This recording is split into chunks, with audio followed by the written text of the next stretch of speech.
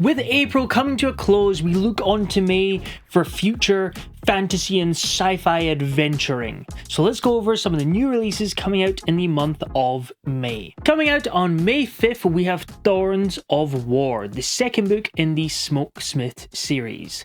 The first being Seeds of War. Book 1, Seeds of War, has been getting rave reviews since it came out last year. It even got the Fanfi Addict 2023 Best Indie Debut Award, and I really want to read it, but because Thorns of War is a sequel, we will go over the synopsis for book 1, and then you'll know if you want to carry on to book 2. He ran like the monster he was, and the smoke followed.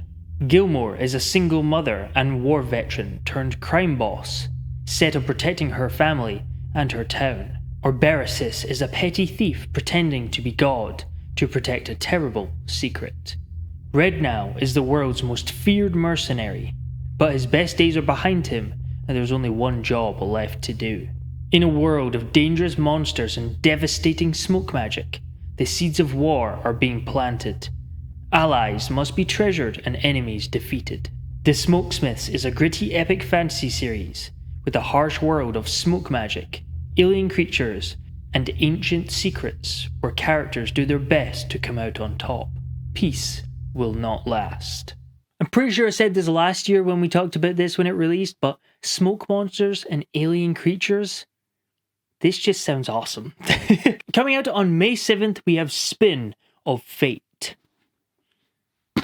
And I was lucky enough to get an early art copy of this, and I've only read the start, but it's a really good start. Magnificent beasts, buried gods, unforgiving magic, and epic battles. Perfect for fans of Avatar: The Last Airbender and Naruto, this propulsive high fantasy debut features intricate world building and a scientific hard magic system inspired loosely by the law of karma. The world is governed by tyrannic law, an ancient magical force that segregates people into upper and lower realms based on their mortality.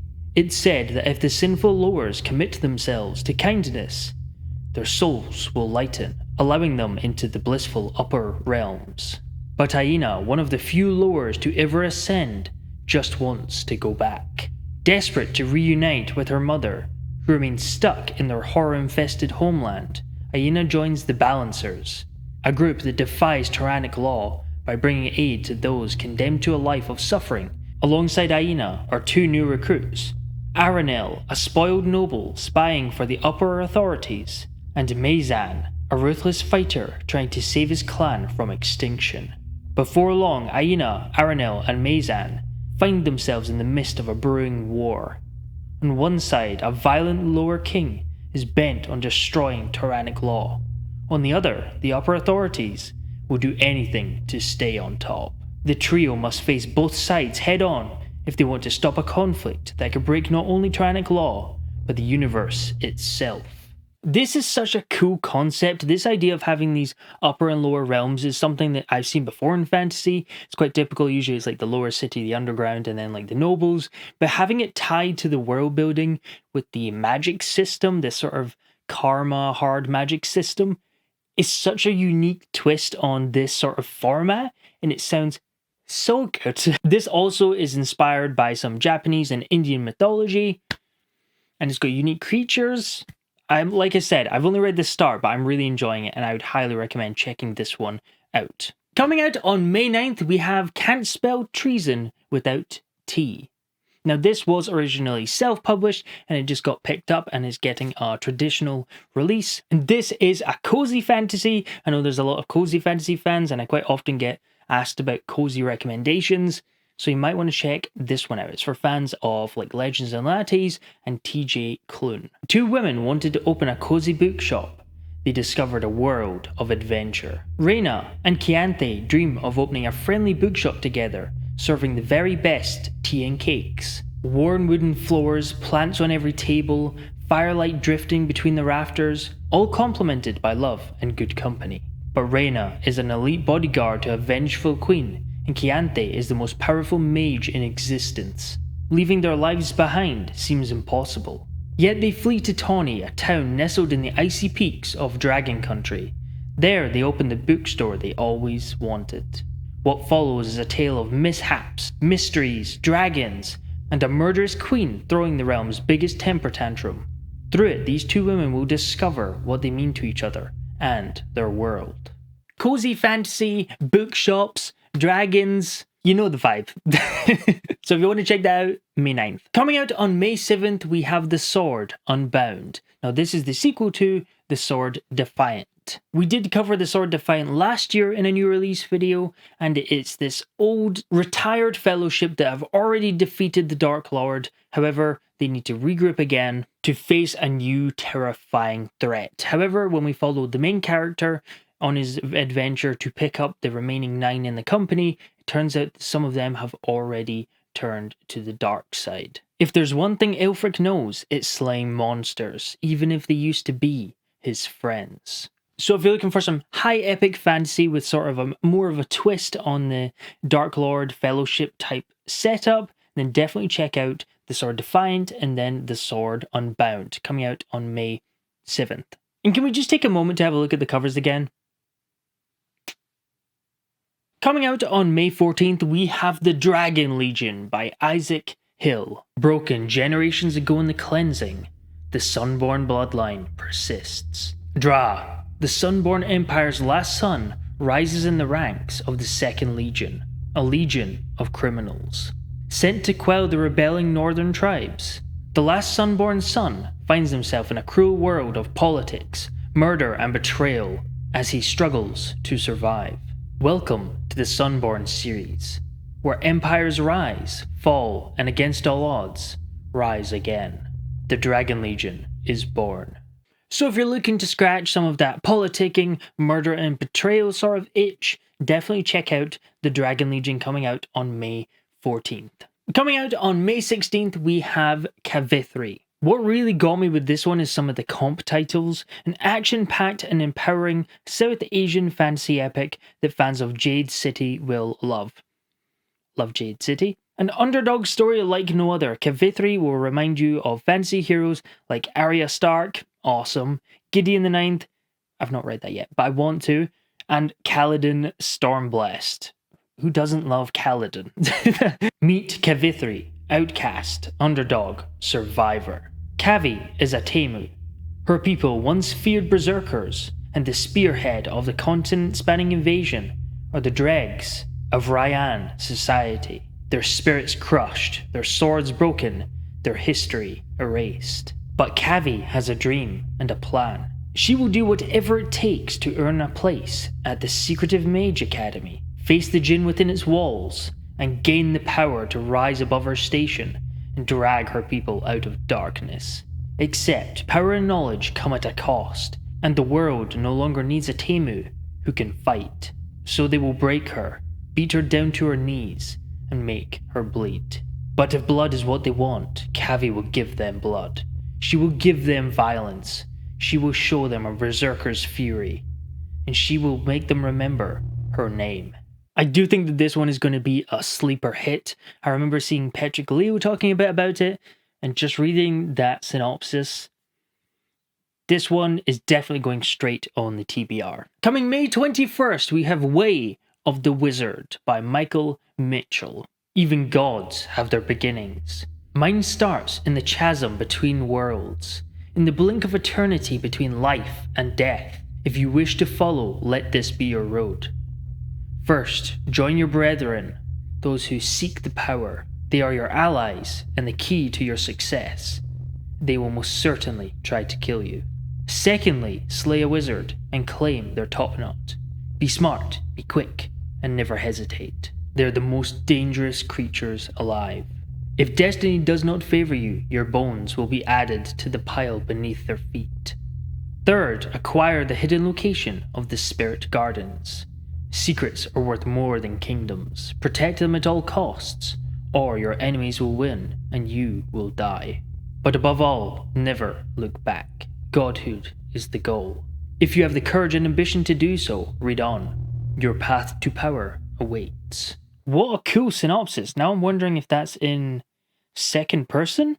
I may be wrong. It might not be in second person, but this whole origins of the gods of fantasy, So often we get lots of gods and these old deities, but we never get to see back in their time or where they came from. So having this sort of fantasy origin story to gods is such a cool setup and idea. This is currently on Kickstarter, so I will leave a link to the Kickstarter in the description below. Coming out on May 21st, we have How to Become the Dark Lord and Die Trying. Davi has done this all before. She's tried to be the hero and take down the all-powerful Dark Lord. 100 times she's rallied humanity and made the final charge, but the time loop always gets her in the end. Sometimes she's killed quickly, sometimes it takes a while, but she's been defeated every time. This time, she's done being the hero and done being stuck in this endless time loop. If the Dark Lord always wins, then maybe that's who she needs to be.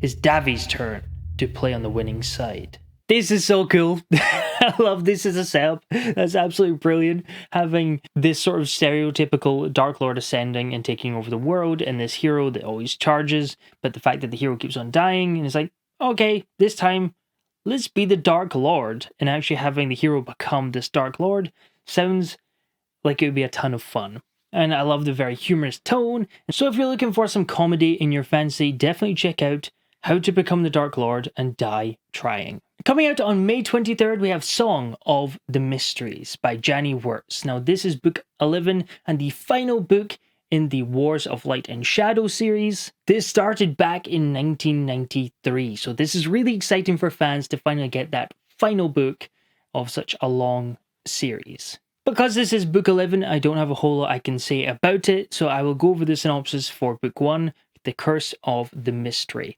The world of Aethera lives in eternal fog, its skies obscured by the malevolent Mistwraith. Only the combined powers of two half-brothers can challenge the Mistwraith's stranglehold. Arathon, Master of Shadow, and Lysar, Lord of Light. Arathon and Lysar will find that they are inescapably bound inside a pattern of events dictated by their own deepest convictions. Yet there is more at stake than one battle with the Mistwraith, as the sorcerers of the Fellowship of Seven know well. For between them, the half-brothers hold the balance of the world, its harmony and its future in their hands. This sounds like a very classic fantasy. I'm definitely getting sort of a Wheel of Time from this, so if you're looking for a new classic fantasy feeling series that will soon be finished, definitely check out this series. Next one up, on May 28th, we have Soul Cage. And just look at that cover. This is so cool. I love having green covers. They're quite rare. Don't have many green covers. In case you forgot what the color green looks like. I don't know why I felt like I had to get that off the shelf, but there you go. Murder breeds magic. All power comes with a price. In a world where magic is transferred by the act of killing another, Mydrin stands above the rest. Having accidentally killed the most powerful mage in all of existence, Mydrin now lives a peaceful life in isolation. But there is no such thing as peace in the land of Ator. War calls. The voices of the dead haunt him, and there is nowhere to hide. Cursed with the deadly taint of magic, young Will must seek acceptance among the Knights of Ain. There, he must learn to touch the other side, control his abilities, and decide from himself what is right and what is wrong. Tavora's soul is broken. The price of vengeance was her sanity. Her companions help her keep a tenuous grasp on herself, but with the urgent need to absorb enough magic to sustain them, she is pushed to choose a side in the upcoming war. The question remains, will she choose the right one? I am really interested in this. This sounds really good. I love all three point of views sound like an interesting story. So seeing how they all tie into this sort of book and this overarching narrative, I think will be really interesting. And again, I'm pretty sold on the cover alone, to be honest. It looks really cool. And finally, coming out on May 28th, we have A Memory of Song, which is just one of the coolest titles. I love the sound of that. And anything that compares Braveheart, Game of Thrones, and Stephen King, I'm in. James Caldane, the last heir of the Northern Throne, was just a young man when the armies of the South murdered his parents and subjugated his lands. He has never forgotten those responsible, nor has he forgiven.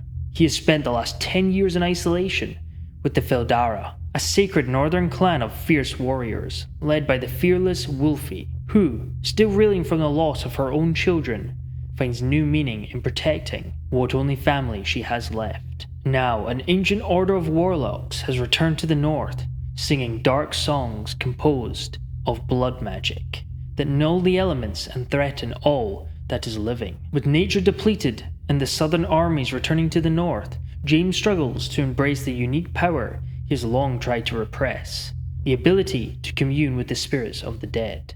In the bitter heart of a growing war, with the world dying around them, James and Wolfie desperately seek answers, vengeance, and a way to save the ones they love, no matter the cost. Singing dark songs composed of blood magic?